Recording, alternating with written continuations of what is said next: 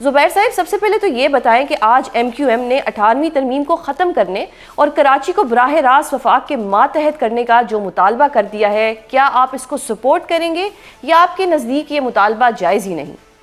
بالکل ناجائز ہے۔ میرے لیے کوئی بھی چیز کنسیڈر کی جا سکتی ہے، بشمول یہ جو ان کی تجویز ہے، لیکن ہر ایک چیز کا وقت ہوتا ہے اور اس کے لیے پھر ایک رائے ہموار کی جاتی ہے، ڈبیٹ ہونی چاہیے۔ We are a parliamentary democracy, اور پارلیمنٹری ڈیموکریسی میں تمام جو اسٹیک ہولڈرز ہیں ان کو موقع ملنا چاہیے اپنی ڈبیٹ کرنے کا، میڈیا میں یہ بات کرنی چاہیے۔ پہلی چیز تو یہ ہے کہ 18ویں ترمیم جب آئی تھی تو ایم کیو ایم اس کا پارٹ اینڈ پارسل تھا۔ جو 29 رکنی کمیٹی تھی جس کو رضا ربانی چیئر کر رہے تھے، اس میں بھی شامل تھے۔ تو اب ایک دم سے خواجہ آصف کی طرف سے پہلے آیا کہ ڈھکوسلا ہے 18ویں ترمیم۔ بالکل are we even serious about this country کہ آپ ایک اتنی میجر کانسٹیٹیوشنل امینڈمنٹ کرتے ہو اس کو ڈھکوسلا کہہ دیتے؟ آپ خود، مطلب کسی اور نے نہیں، عمران خان نے نہیں کی تھی 18th amendment, part and parcel تھا۔ اور 29، میں سوزین یہ بھی بتا دوں کہ 29 ممبرز جو تھے اس کمیٹی کے، جو ہیڈ کیا تھا رضا ربانی نے، اور جس میں سب سے سر فہرست آگے تھے اسحاق ڈار صاحب، 29 کے 29 لوگوں کو پاکستان کا ہائیسٹ سویلین ایوارڈ دیا تھا۔ اور پارلیمنٹ اگر آپ جائیں گی تو آپ دیکھیں گی کہ وہاں ایک وہ اسپیشل بنا ہوا ہے 18th امینڈمنٹ کے حوالے سے، کہ جی مونومنٹ بنا ہوا ہے کہ جی to remember for the historians کہ یہ کتنی بڑی ایک امینڈمنٹ تھی۔ اور اس کی ایک وجہ بھی تھی، آپ کے لوگوں کو بھی بتا دوں، ناظرین کو، کہ 18th amendment essentially was to undo the 17th amendment جو ایک ملٹری ڈکٹیٹر لے کے آئے تھے 2002-2007 کی اسمبلی میں۔ جنرل پرویز مشرف نے فورس کر کے، ڈرا دھمکا کے وہ تو کر لیتے ہیں، وہ لے کے آئے تھے، اس کو انڈو کرنا تھا کیونکہ تقریباً وہ پریزیڈنشل سسٹم بن گیا تھا۔ تو اس کو واپس پارلیمنٹ، اس میں ہو سکتا ہے کوئی ویکنیسز ہوں، امپروومنٹ کی ضرورت ہو، وہ ضرور ہو سکتی ہے۔ صحیح۔ زبیر صاحب، ایک اور چیز بتائیے گا، یہ اچانک سے ایم کیو ایم لڑ پڑی ہے، ڈھکوسلا بھی کہہ دیا، خواجہ صاحب نے بھی کہہ دی، یہ کیا ہونے جا رہا ہے؟ اور دوسرا ایک یہ بھی چہمگوئیاں ہو رہی ہیں کہ کوئی 28ویں ترمیم بھی آنے والی ہے، اس میں این ایف سی ایوارڈ پہ بھی کوئی نظر ثانی ہوگی، صوبوں کے اختیارات بھی کم کیے جائیں گے۔ دیکھیں، ایک تو یہ صوبوں کے اختیارات، پہلی بات یہ ہے کہ ایسے لگتا ہے کہ وفاق جو ہے وہ اونر ہے پاکستان کا، اور صوبے جو ہے وہ ان کے رحم و کرم پر ہے۔ اٹ از ناٹ، یہ اکائی ہیں اور سب کا امپورٹنس ہے، چاہے وہ صوبے ہوں اور چاہے وہ وفاق ہو۔ بلکہ صوبوں کی اہمیت زیادہ ہے، بیکاز صوبے مل کے وفاق بنتی ہے، اور صوبے میں اگر کمزوری ہوگی تو وفاق کمزور ہوگا۔ اب یہ جو ٹیکس کلیکٹ کیا جاتا ہے، جس پر اعتراض کیا جا رہا ہے کہ جی صوبوں کو بہت زیادہ چلا جاتا ہے، اور صوبوں کا ایک ایسے تاثر کیا گیا کہ صوبے بڑے نکمے، انیفیشینٹ ہیں، اور اس لیے اتنا پیسہ دے دیا جاتا ہے، وہ اپنا کام نہیں کرتے، اور پھر وفاق کے پاس بچتا نہیں۔ اب وفاق کی ایفیشنسی، اب زین ذرا دیکھیں، پی آئی اے کون چلاتا رہا ہے پچھلے 18 سال سے، 20 سال سے، پچھلے 40-50 سال سے؟ ریلویز کون چلاتا رہا ہے؟ صرف میں آپ کو پچھلے سال کا بتا دوں، ایک سال جو پبلک سیکٹر اینٹیز ہیں جو وفاق کے انڈر ہیں، اس کو 2.1 ٹریلین روپیز فنڈ کیا ہے وفاقی حکومت نے، بیکاز ان کے لاسز کو برداشت کرنے کے لیے 2.1 ٹریلین روپیز۔ تو وفاق کہاں سے ایفیشنٹ ہے؟ صحیح۔ وفاق قرضے لیتے دبا کے۔ پچھلے 10 سال میں وفاق نے 300% سے زیادہ ٹیکسز بڑھائے ہیں عوام پر۔ اب جب آپ ٹیکسز بڑھاتے ہیں تو پھر آپ یہ سوچتے ہیں کہ چونکہ ٹیکسز اتنے بڑھا دیے ہیں، بے انتہا بڑھا دیے ہیں، تو کم سے کم آپ کا جو فسکل گیپ ہے وہ کم ہونا چاہیے، کیونکہ ظاہر ہے آپ کا ریونیو زیادہ آئے گا تو آپ کا۔ لیکن ہوا کیا کہ پبلک ڈیٹ جو ہے، قرضے جو ہے، وہ 400% سے زیادہ لیے گئے اسی دوران۔ تو بھائی جب وہ جو ٹیکسز 300% زیادہ لگائے تھے تو عوام کو تو آپ نے دونوں طرف سے پیس دیا ہے۔ تو یہ میرے نظر میں تو وفاق زیادہ انیفیشنٹ ہے۔ وفاق جو قرضے لیتا ہے وہ کس بیسس پر لیتا ہے، اس کی کیا لاجک ہوتی ہے، کریڈیبلٹی ہوتی ہے، کتنا ضائع کیا گیا ہے، غلط پروجیکٹس پہ لگایا گیا، سارے اینوئل ڈیولپمنٹ پروگرام، یہ جو ایم این ایز اور سب کو سینیٹرز کو پیسے دیے جاتے ہیں، پتہ نہیں 50 کروڑ 1 کروڑ، وہ کس سلسلے میں دیے جاتے ہیں؟ وہ بالکل کون دیتے ہیں؟ وفاق دیتا ہے۔ بالکل۔ زبیر صاحب اب ایک تھوڑی سی، یہ تو ملک کی بات ہوگی، اس پہ جتنی بات بھی کریں کم ہے، لیکن ابھی تھوڑا سا میں پی ٹی آئی کے حال احوال آپ سے جاننا چاہوں گی کہ اب یہ بتائیں کہ تحریک تحفظ آئین پاکستان کے جو دو رہنما ہیں، جس میں اچکزئی صاحب ہیں اور راجہ ناصر عباس صاحب ہیں، انہوں نے ایوان میں اپوزیشن لیڈر بننے کے بعد مذاکرات کی اور مفاہمت کی بات کی ہے، تو ڈو یو تھنک کہ اس سے کوئی راستہ نکل سکتا ہے؟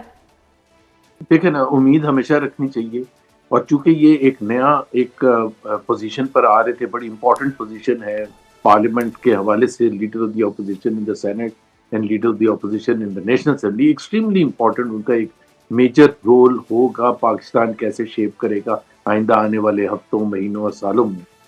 تو ہم یہ چاہتے تھے تحریک تحفظ آئین کے پلیٹ فارم سے، جب لاسٹ یہاں ملے تھے لاسٹ سنڈے، بلکہ آل پارٹیز کانفرنس ہوئی تھی کراچی میں، تو اس میں ہمارا خیال تھا کہ ریکنسلیٹری ٹون ہونی چاہیے۔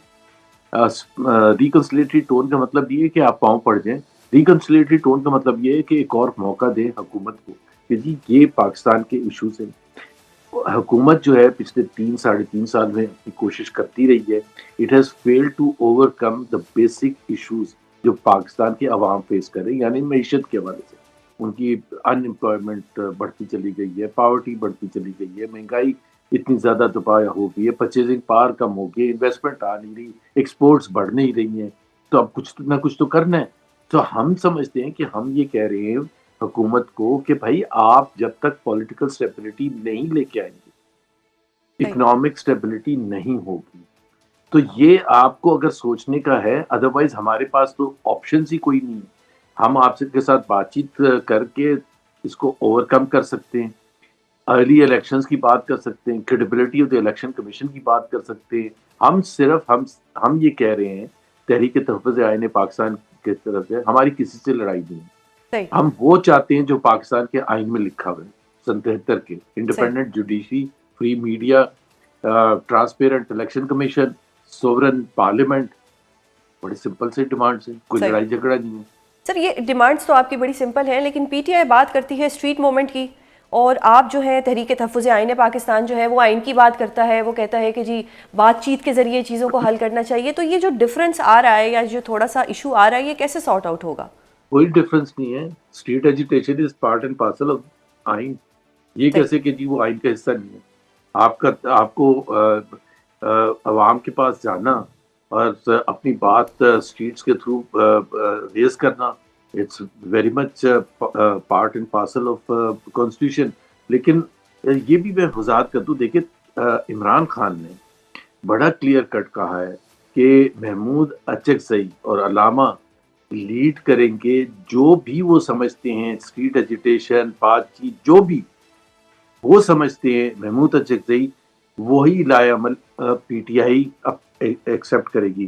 اور پی ٹی آئی کی جو اس وقت جو لیڈرز ہیں باہر، جس میں چیئرمین بیرسٹر گوہر ہیں، جس میں سیکرٹری جنرل سلمان راجہ ہے، انہوں نے کنسسٹنٹلی یہ کہا ہے واٹ ایور محمود اچکزئی ڈیسائیڈز۔ صحیح، تو بالکل کوئی کنفیوژن نہیں ہے بٹوین تحریک تحفظ آئین Pakistan and P T I. P T I is part and Asad کیسر از سیکرٹری جنرل آف تحریک تحفظ آئین پاکستان۔ صحیح۔ سر اب پی ٹی آئی کیمپ سے یہ ایک اوپینین آ رہا ہے یا ایک تجویز آ رہی ہے کہ اگر دونوں اپوزیشن لیڈر سمیت 6 شخصیات کی ملاقات عمران خان صاحب سے کرا دی جائے، جس میں اسد کیسر صاحب بھی ہیں، شاہد خاقان عباسی بھی ہیں، تو اگر یہ خان صاحب سے ملاقات کریں تو مذاکرات کی فضا بن سکتی ہے۔